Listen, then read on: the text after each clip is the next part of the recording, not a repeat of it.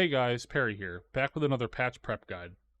We just had the live letter for patch 7.4, and that means it's time to start thinking about how best to supply Week 1 crafters with the items they will need to keep our raiders raiding. This video will cover the items you can currently collect in-game that will be needed for the new recipes when they release in December. Before we dive in though, as usual, this information is based off past patch trends. However, there's always the chance Square Enix switches things up on us and throws a curveball, so don't put all your eggs in one basket. Or spend all your gil on carrots. Like me. Please help, oh god. Patch 7.4 will see the release of a new Savage raid tier, and this means that we also get a new set of crafted combat gear, as well as new legendary nodes and materials with which to make them. This will also include the usual cycling of Tomestones, and some new recipes for food and potions. So, let's get into what we'll need. First item on our list is Levinchrome Aethersand. This Aethersand is the equivalent to Endwalker's Earthbreak Aethersand, and will be used extensively in all of the new recipes. Unfortunately, there isn't a good spearfishing fish in Dawntrail to collect this one, so you'll need to visit the ephemeral nodes for Levincore's and Calamus route to reduce for the sand. I recommend stocking up on a bunch of this, as it's likely to be the most heavily used material over the course of the patch. The second item on our list is Tomestones. With the new patch, Tomestones of Heliometry will be retired, and Tomestones of Mathematics will be uncapped and demoted to the second tier, with a new Tomestone taking its place as the weekly one. The retired Heliometry tomes will then be exchangeable at a reduced rate for additional Mathematics. The recipes released with this update will require large amounts of new materials that will be only purchasable with Mathematics, so I highly recommend to cap out on both tome types before the patch release to be fully prepared. Third up on our list is Crafter Script items. The upcoming combat food recipes will likely need new materials that will be bought with Orange Crafter Script, and it's also likely that Condensed Solution will make a return as a gear crafting ingredient for the new combat gear. It's not exactly clear how much Condensed Solution will be needed for the new recipes, given Square Enix's history with Sublime and Immutable solutions. So if you want to be safe, you can just stockpile the Orange Script items and buy what you need when the patch releases.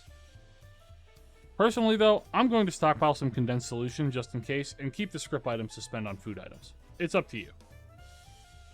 For script item choices, as usual, I recommend Rarefied Tacos de Carne Asada, as these are generally the easiest to obtain materials for, but any will work. For purple script, if Square Enix follows past patch formulas, there won't be any need to stock up on these. This patch should be orange script only. Fourth on our list is Materia. We likely won't need much crafter and gatherer material for the upcoming patch, except a few to maybe switch some melds around for easier crafting. However, combat material will once again see a spike in demand from the raiders, followed by a permanent price drop, as this will be the final raid tier needing pentamelds for the expansion. I recommend selling off any excess combat material you might have on hand when the patch releases. Number 5 on our list is Precrafts. For this patch, we want to stock up on some of the original sub 100 Precrafts from Dawntrail. These include Claro Walnut Lumber, Rakaznar Ingots, Black Star, Thunderyard Silk, and Gargantua Leather. These items will likely be used in small quantities for the new combat gear. I expect to need less than 10 of each per gear set. As usual, make sure the items you stock are high quality, as it's likely the new gear recipes will need the stat boost to make them macroable. Other Precrafts that come from the current legendary nodes are not expected to be used, so you can skip out on those ones. And that brings us to 6th on our list, which is individual stat Botany items. That probably sounds confusing, so let me explain. If you spent much time crafting this expansion, you may have noticed a pattern with the combat gear and potions for each of the main stats. Each type uses a different plant in the gem saps and gem drafts that doesn't change, and I expect this upcoming set will be no exception. These materials are Wind Parsley for the strength stat, Kozamauka Chamomile for the dexterity stat, Windsbalm Bay Leaf for vitality, Eucalyptus for intelligence, and Pearlgrass for mind.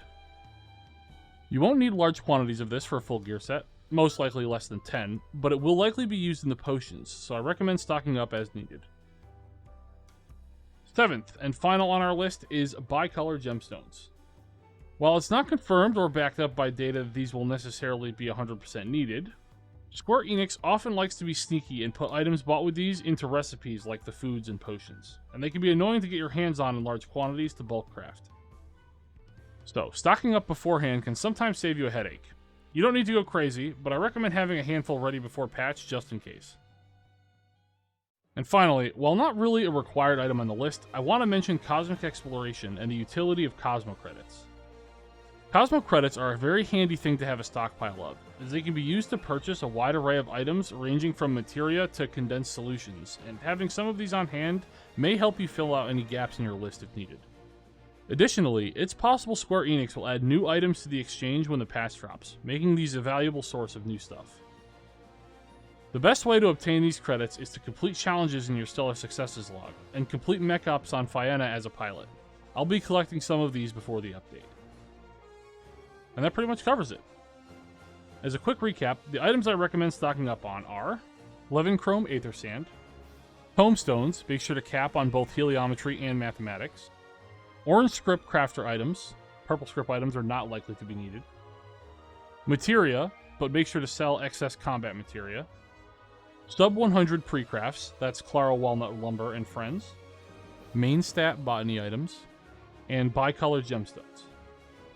With an honorable mention to Cosmocredits for being so flexible. For tracking these, you can find a link to my team craft list in the video description below. Feel free to make a copy and edit as needed for yourself. And that wraps it up. I hope this helps you prepare for the coming patch and that you can come out of the gate swinging on day one. If you have any questions or concerns, feel free to leave them in the comments below and I'll try to help as best I can. Keep an eye on the channel for more videos on similar topics and achievement hunting in Final Fantasy XIV. Thanks so much for watching, and see you next time.